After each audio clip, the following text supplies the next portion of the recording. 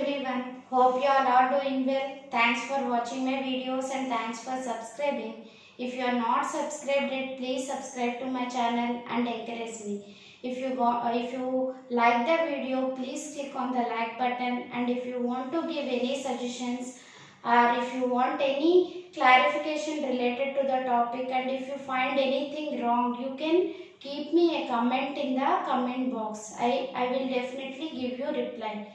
And coming to today's topic, I want to teach you today most important topic, one of the most important topic in chemistry, that is chemical bonding. We have already seen in electronic configuration that the outermost shell should contain 8 electrons. The outermost shell or valence shell should contain 8 electrons to attain the stability. Whatever the atoms that are not having those 8 electrons in the outermost shell will react with other elements. How they will react? By forming bonds. What do you mean by bond? Attractive force between the atoms. How many kinds of bonds, and we will see in today's class. Then if you take the noble gases, elements like noble gases, if you take, they have completely filled the outermost shell. That means they have 8 electrons in the outermost shell. That's why they are stable and they are unreacted towards any element. If you take noble gases or inert gases, helium, neon, argon, krypton, xenon, these have 2 electrons because the maximum capacity of first shell itself 2. So it has duplet configuration. Remaining all will have 8 electrons, that is octet configuration. Remaining all will have octet configuration. In this octet configuration, they will have minimum energy. So they will have maximum stability and they will not react with each other. Based on this, Cossel and Lewis proposed that independently, whatever the atoms that are combined with each other to attain what? To attain this 8 electron configuration. Okay? Atoms are combined with one another.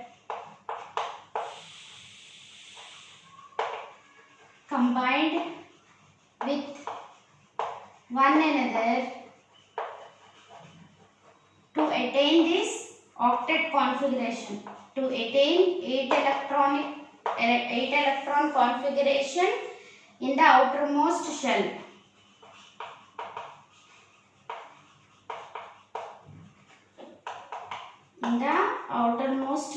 Okay? That's why the atoms are combined with one another. And that is the reason why they are reacting. Why they are reacting, we have understood. So, in how many ways they will attain this 8 electronic configuration? 8 electrons in the outermost shell. In how many ways they will attain that? They will attain this configuration either by gaining of electrons or losing or sharing of electrons. Either by gaining or losing or sharing of electrons. Okay, every atom has to have 8 electrons in the outermost shell to attain stability. To attain stability only, atoms are reacting with one another. How can they attain that 8 electronic configuration in the outermost shell or valence shell? They will attain that configuration either by gaining or losing or sharing of electrons. Either by gaining of electrons or losing of electrons or sharing of electrons. Always remember, whatever the electrons that are involved in the bonding are always valence electrons. Always valence electrons are involved in bonding.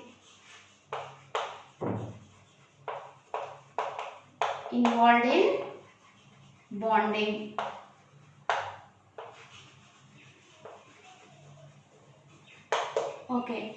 There are three types of chemical bondings: ionic bond, covalent bond and coordinate covalent bond. In today's class or in today's video, I am going to teach you what is ionic bond and what are the favorable conditions for the formation of ionic bond, and the remaining part will be uploaded later. Right? Coming to ionic bond.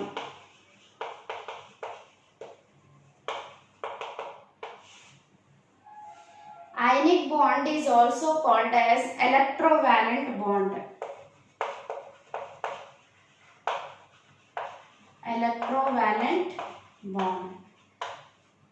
This bond is formed by the transfer of electrons. This bond is formed by the transfer of electrons means one species will give out electrons and the other species will accept that electrons.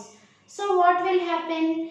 Whichever is giving the electron will form cation. Whichever is accepting that electron will form anion. And both cation and anion are formed in this bonding, and they will attract towards each other with the electrostatic force of attraction. Because oppositely charged ions, they will attract towards each other by electrostatic force of attraction. How ionic bond is formed? By the transfer of electron. That means one atom should give electron and the other atom should accept that electron. Likewise it is formed. And it is formed usually between metal and a non-metal, because the electronegativity difference is there between metal and non-metal. What do you mean by electronegativity difference? Because if we take any non-metal like chlorine, bromine you take, they can accept the electrons easily, and whenever some electron is there in the middle, they will attract towards its side because to attain 8 electronic configuration. At the same time, metal will easily lose the electron, because if it lose the electron, it will attain that 8 electronic configuration. So electronegativity difference between the atoms is more in case of ionic bond. So many points we have seen. What are the points that we have seen? It is formed by the transfer of electrons. Transfer of electrons.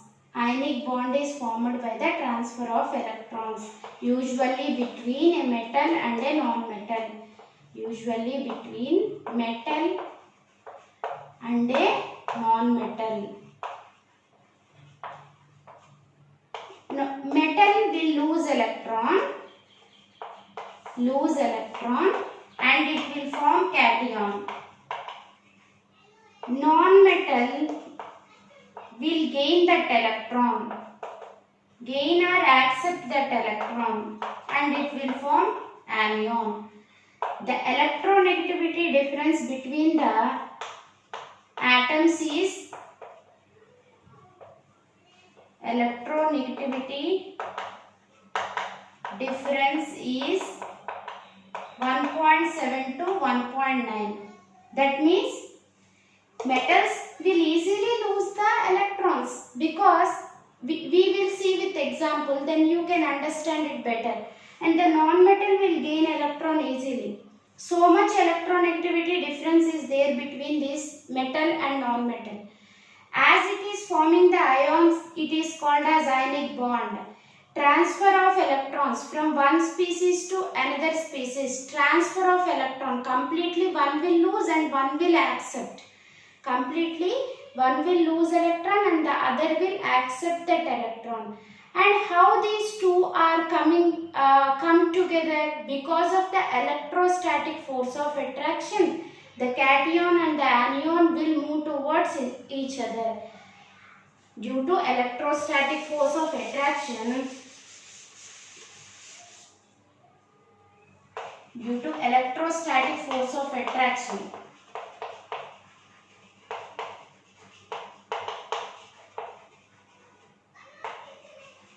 cation and anion will move towards each other.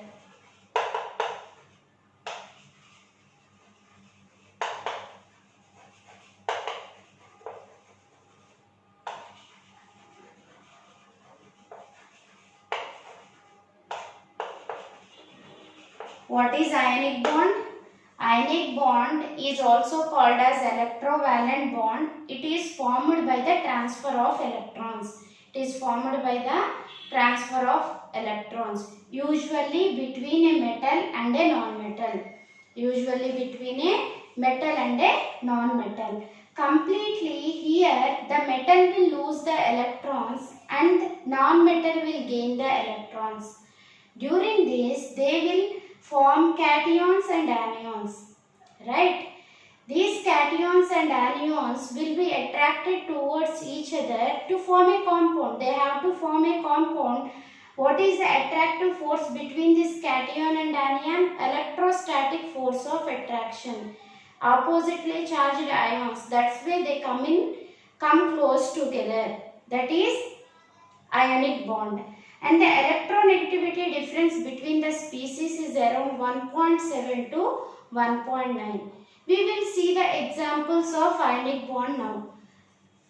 Example, if you take NaCl, it is an example for ionic bond. What is the atomic number and what is the electronic configuration? This is the electronic configuration. If you haven't understood this, please refer to my video Structure of Atom Electronic Configuration. That video already uploaded. Refer to that video. What is electronic configuration, you will understand. And after referring to that, if you come to this, you can know what is this electronic configuration and what are these 281. Okay. Here the electronic configuration of sodium is 281. Chlorine, it is 17, right? 2, 8, 10. Still how many? 7. Right? 7. What is the rule? Cossel and Lewis proposed what they proposed, that in order to attain the stability, the outermost shell should contain 8 electrons. So for sodium, this is the outermost shell. In order to attain the stability, it has to have 7 more electrons. But it is very difficult to accept all the 7 electrons because the force of attraction of the nucleus on the electrons will be reduced. Because how many protons are there inside the nucleus level? If we go on accepting the electrons, first thing it is difficult to accept. Even if it tries to accept all the 7 electrons, the positive charge which is there, 11 protons inside the nucleus, will not have sufficient influence on the outermost electrons. Then the atom will be destabilized. That is the problem. So it cannot accept the 7 electrons. So what it will do? Simply it will lose this 1 electron, so that the second shell will become the outermost shell. The second shell will become the outermost shell. So what will happen? 8 electrons are there in the outermost shell. So automatically it has attained stability. So it is forming Na plus ion. By losing 1 electron, it is forming Na plus ion. Okay. Then coming to chlorine. Outermost shell, how many electrons are there? 7 electrons. And it has to have only 1 electron to attain the stability. So what it will do? Whatever the electron that is lost by this, because one species will lose and the other species will accept the same electron, right? Whatever the electron that is giving by this sodium will be accepted by this. Then what it will become? 8 electrons. So Cl minus it will become. And the oppositely charged ions are formed. They will be attracted. Na plus Cl minus by electrostatic force of attraction. This is how ionic bond is formed in case of NaCl. You can give another example, MgCl2.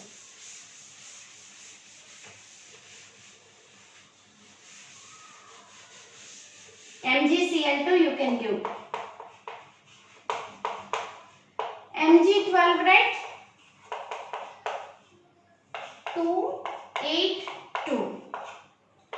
Cl17, 2, 8, 7. Here what it has to do, it has to lose 2 electrons because it is difficult to accept all the 6 electrons. Simply it will lose 2 electrons and it will become Mg plus 2. Whenever loss of electrons is there, cation will be formed. Mg plus 2. 2 electrons it will lose and it will give 2 electrons to 2 chlorines.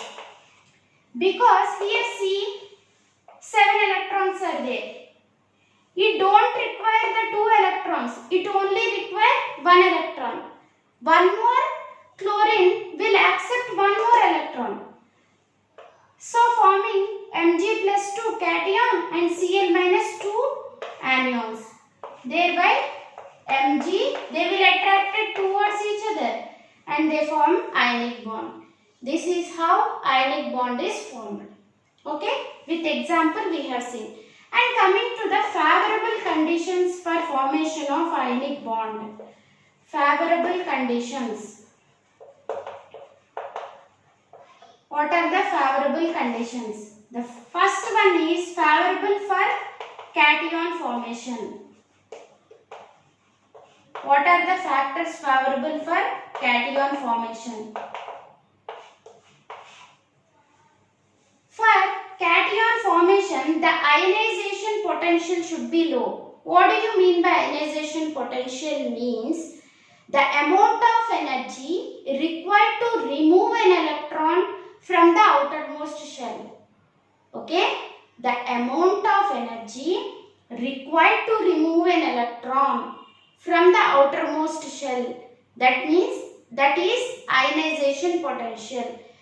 For cation formation, the atom should have low ionization potential. That is the first point. Low IP. IP means ionization potential. What is ionization potential? The amount of energy required to remove an electron from the outermost shell. If it is low, it will favor the formation of cation. If it is high, it requires lot of energy. Okay?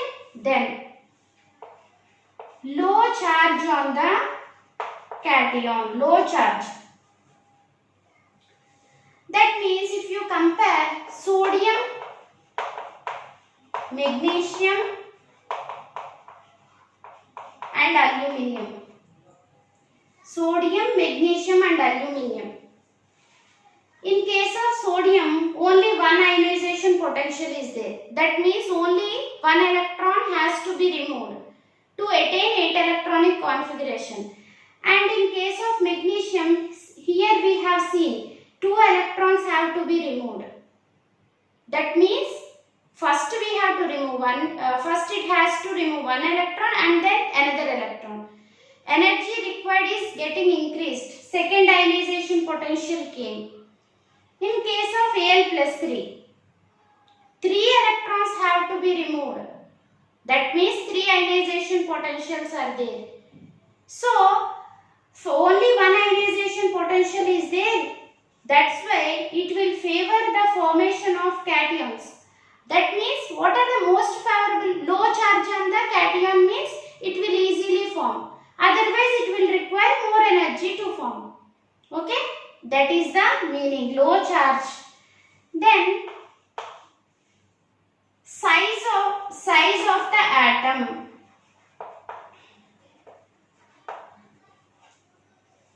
If size of the atom is increased, that means the number of shells will be increased, right? If the size of the atom is increased means number of shells will be increased. Number of shells increased means the influence of nucleus on the outermost shell will decrease because it is somewhat far away from the center. The influence of nucleus on the outermost shell will decrease. So what will happen? It is very easy to remove the electron from this. It is easy to remove the electron from this. That means they will have low ionization potentials. If the size of the atom increases, then they will have low ionization potentials, because the influence of nucleus on the outermost shell will decrease. The influence of nucleus on the outermost shell will decrease. So it is very easy to remove the outermost electron having low ionization potential. If we take 1A elements, lithium, sodium, potassium, rubidium, cesium. Cesium will have low ionization potential because the size is more. Simple. Any group you take, the number of shells will be increased in a group. So the influence of nucleus on the outermost shell will automatically decrease. So it is very easy to remove the outermost electron. I hope this point is also clear. Then species with octet configuration.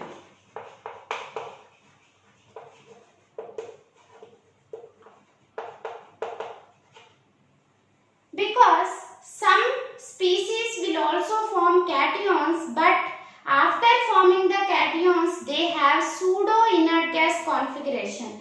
Inert gas configuration means 8 electrons should be there in the outermost shell.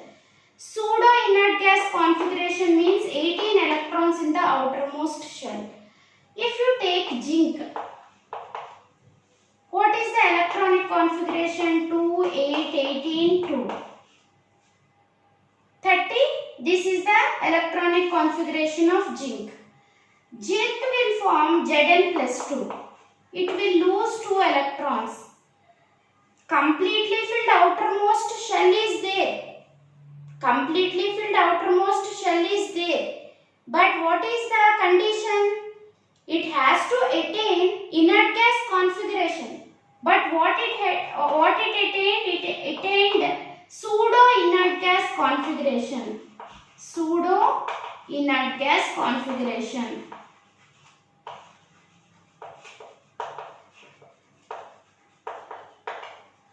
So magnesium plus 2 is more stable and more easily formed than Zn plus 2, because if Zn plus 2 is formed, it will form pseudo inert gas configuration, that is 18 electrons, not 8 electrons in the outermost shell. These are the favorable conditions for the formation of cation. Okay, then we have to see what are the favorable conditions for the formation of anion.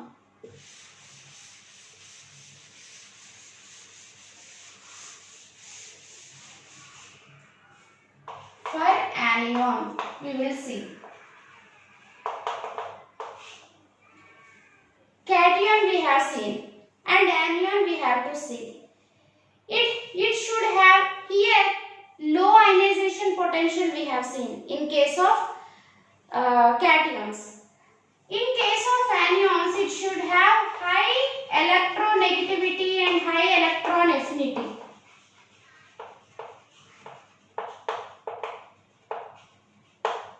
And high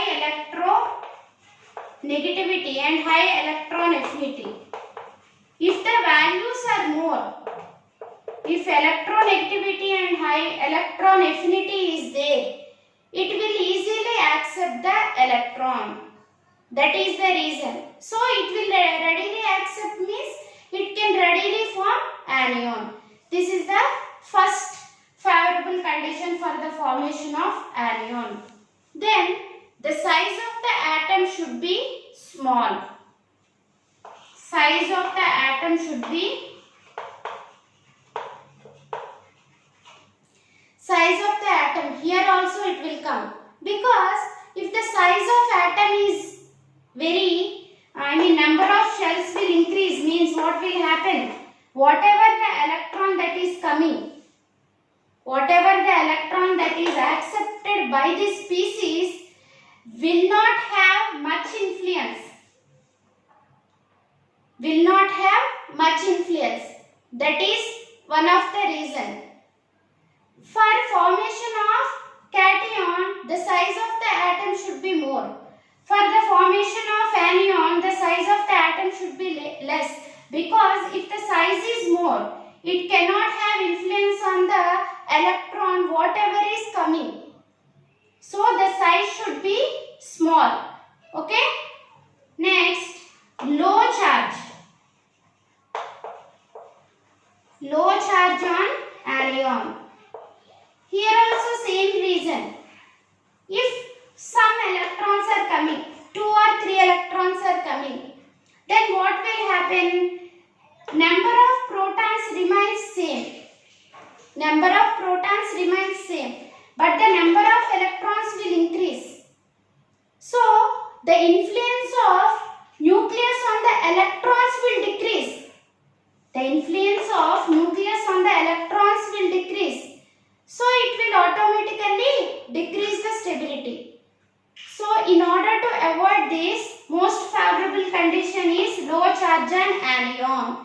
And the size of the atom should be less to have the influence of nucleus on the electron.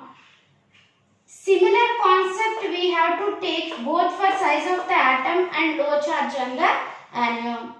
These are the favorable factors for the formation of ionic bond. That means one is for the formation of cation and for the formation of anion. So we will see the remaining bond, that is covalent bond and coordinate covalent bond, in another video.